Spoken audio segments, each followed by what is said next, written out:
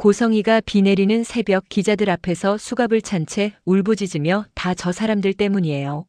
라고 외쳤을 때 사람들은 직감했어요. 이 집안의 비밀은 이제 절대 조용히 끝나지 않겠구나 하고요. 고성이는 집에서 쫓겨난 그날 밤 신발도 제대로 챙기지 못한 발로 한참을 걸었는데요. 어디로 가야 할지 몰라서가 아니라 어디로 가든 박진석의 손이 닿아 있을 것 같아서였어요. 고성이는 본인이 재벌가 안주인으로 살 때는 몰랐던 종류의 공포를 처음으로 느꼈습니다. 지나가는 차 한 대, 골목 끝에 서 있는 사람 하나에도 심장이 쿵 내려앉았거든요. 그런데도 고성이는 이를 악물었어요. 다 잃었는데 나만 망하라고. 그 생각이 머리를 꽉 채웠습니다. 고성이는 결국 허름한 오피스텔을 잡았는데요. 거울 앞에 서자 자기 얼굴이 너무 낯설게 보였어요. 화려한 옷, 값비싼 가방, 사모님이라는 호칭이 벗겨지니 남는 건 분노랑 두려움뿐이더라고요. 고성이는 떨리는 손으로 가방 속을 뒤지다가 작은 USB 하나를 찾아냈습니다. 박진석이 늘 건드리지 말라고 했던 서류들, 재단과 회사 사이로 오간 돈의 흐름, 그리고 누군가의 이름 옆에 적힌 날짜들이요. 고성이는 그때 확신했어요. 마지막으로 남은 무기 폭로. 박진석의 과거 불법 자금 그리고 지은호를 향해 자신이 내뱉었던 협박의 정황까지 다 함께 터뜨리면 박진석도 끝장일 거라고요. 하지만 고성의 마음 한구석은 이상하게 서늘했는데요. 내가 저걸 들고 나가는 순간 박진석은 가만히 있지 않겠지. 고성이는 그걸 너무 잘 알았어요. 박진석은 사람을 지키는 방식이 힘이었고 가족이라고 해도 예외가 없었습니다. 그 사이 이지혁의 집은 완전히 뒤집혔습니다.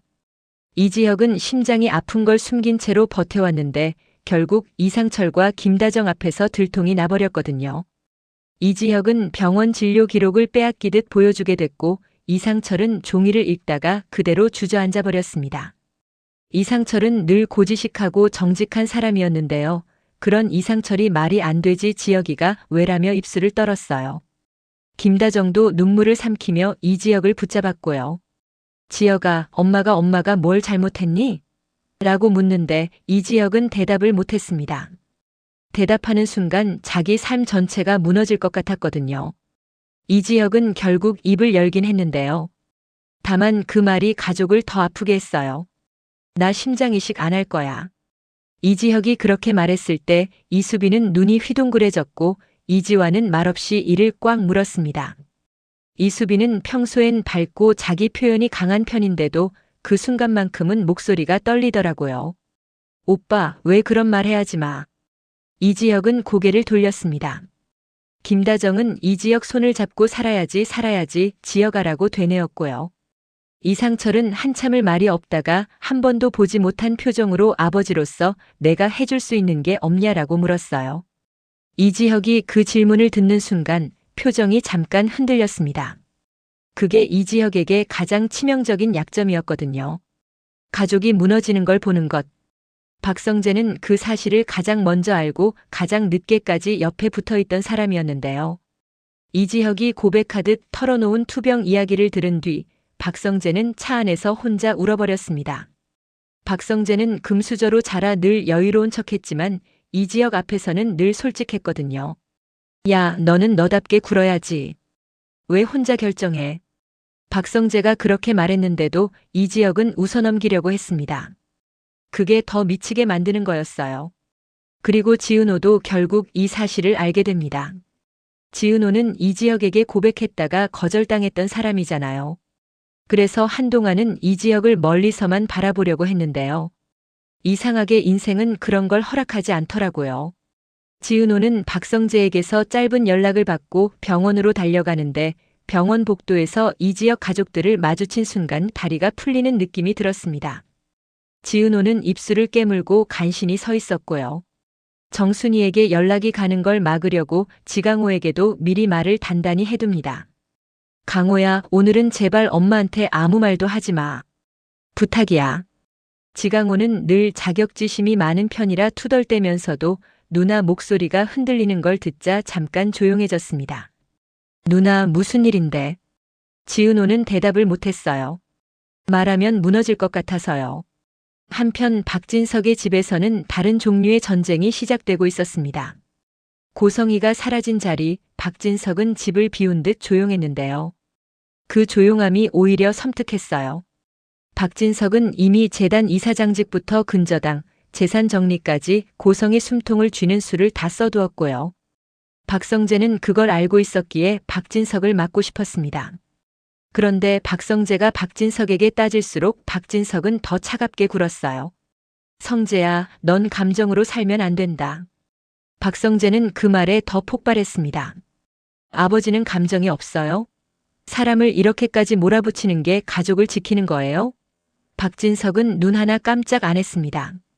필요한 정리야. 그 말이 박성재를 더 미치게 만들었습니다. 박성재는 이지혁의 목숨이 흔들리는 와중에도 자신의 집이 이런 방식으로 피를 말리고 있다는 게 견딜 수 없었거든요. 무엇보다 박성재 마음에는 지은호가 있었어요. 지은호가 흔들릴 때마다 박성재는 붙잡아주고 싶었는데 그 지은호를 과거에 협박했던 사람이 고성이라는 사실이 박성재를 죄책감으로 찌르더라고요. 지은호는 박성재에게 다정한 위로를 받으면서도 어딘가 거리를 두었습니다. 지은호의 마음은 아직도 이지혁에게 가 있었고 그걸 지은호 본인도 부정할 수 없었거든요. 박영나도 흔들리고 있었습니다. 박영나는 박진석의 배다른 딸로 고성희의 딸이기도 하잖아요. 박영나는 대학원에서 그림을 그리며 자기 세계를 지키려는 사람이었는데 엄마인 고성희가 쫓겨났다는 소식을 듣고도 바로 달려가지 못했습니다. 박영나는 엄마를 사랑했지만 엄마가 해온 일들을 모르지 않았거든요. 그 복잡한 마음을 유일하게 들키지 않고 꺼낼 수 있는 상대가 이지환이었습니다. 박영나 옆을 지키는 운전기사이자 보디가드인 이지환은 말이 많지 않지만 박영나가 무너질 때마다 조용히 곁을 지켜주곤 했어요. 박영나가 차 안에서 오빠 아니 이지환 씨, 나 엄마를 미워해야 돼? 라고 묻자 이지환은 잠깐 숨을 고르고 미워하든 안 미워하든 영나 씨 마음이 먼저예요 라고만 말했습니다. 그 짧은 말에 박영나는 더 울컥했어요. 그리고 그날 고성희가 움직이기 시작합니다. 고성희는 기자에게 연락을 넣었고요.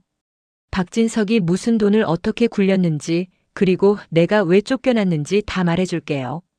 고성희는 자기 목소리가 단단하게 들리길 바랐는데 실제로는 끝이 갈라져 있었습니다. 기자가 만남 장소를 정하자 고성희는 그 위치를 여러 번 확인했어요.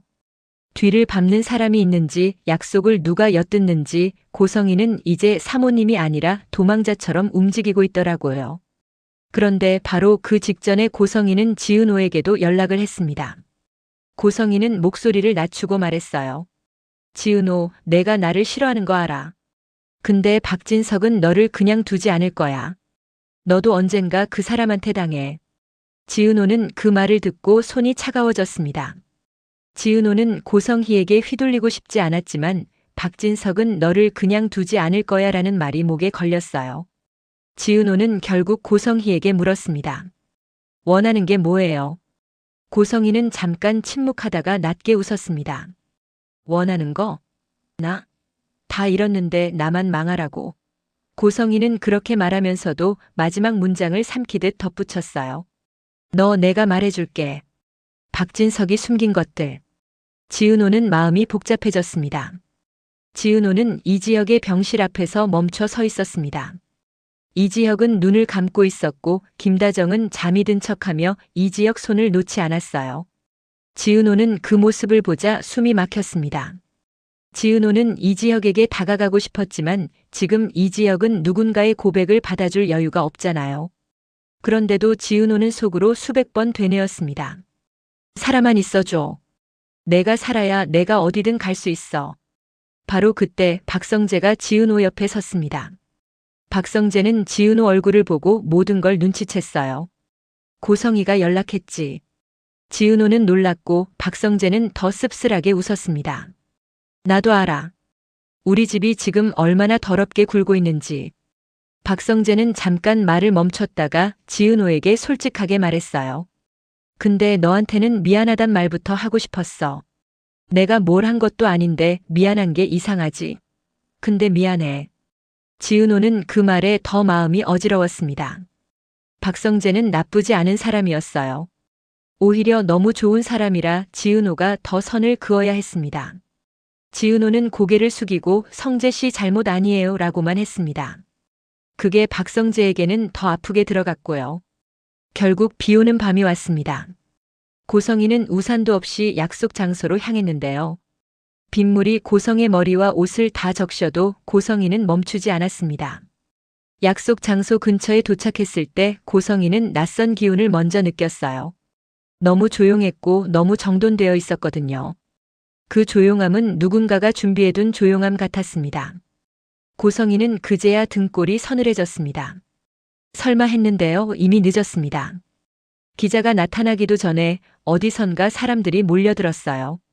그 중에는 카메라를 든 기자들도 있었고 제복을 입은 사람들도 섞여 있었습니다. 고성이는 순간 도망치려 했지만 발이 떨어지지 않았습니다.